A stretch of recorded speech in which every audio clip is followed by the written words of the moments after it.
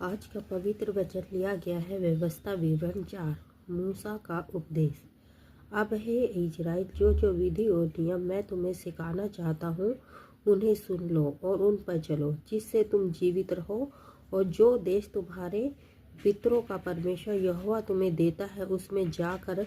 उसके अधिकारी हो जाओ। जो आज्ञा मैं तुमको सुनाता हूँ उसमें ना तो कुछ बढ़ाना और ना कुछ घटाना। तुम्हारे परमेश्वर यहोवा की जो जो आज्ञा मैं तुम्हें सुनाता हूँ उन्हें तुम मानना।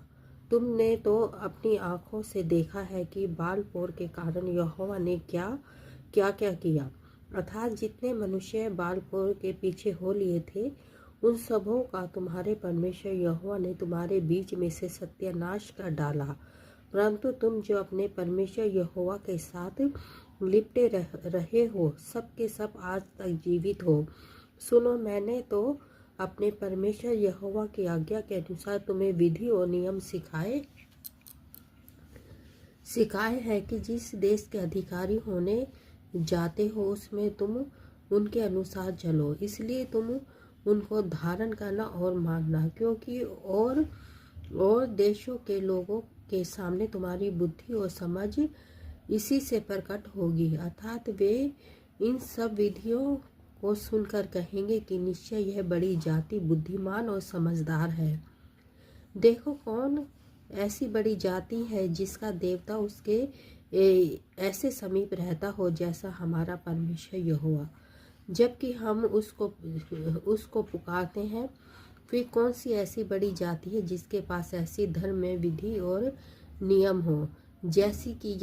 यह सारी व्यवस्था जिसे आज तुम्हारे सामने रखता हूँ। यह अत्यंत आवश्यक है कि तुम अपने विषय में सचेत रहो और अपने मन की बड़ी चौकसी करो। कहीं ऐसा ना हो कि जो जो बातें तुमने अपनी आंखों से देखी उनको भूल जाओ और वह जीवन भर के लिए तुम्हारे मन से जाती रहे, किंतु तुम उन्हें अपने बेटों पोतों को सिखाना, विशेष करके उस दिन की बातें जिसमें तुम होरेब के पास अपने परमेश्वर यहोवा के सामने खड़े थे, जब यहोवा ने मुझसे कहा था उन लोगों को मेरे पास इकट्ठा कर कि मैं उन्हें अपने वचन सुनाऊं, जिससे वे सीखे, ताकि जितने दिन वे पृथ्वी पर जीवित रहे उतने दिन मेरा भय मानते रहे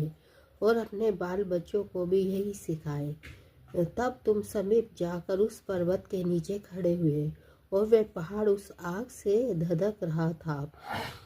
और उसकी लो आकाश तक पहुंची थी और उसके चारों ओर अंधियारा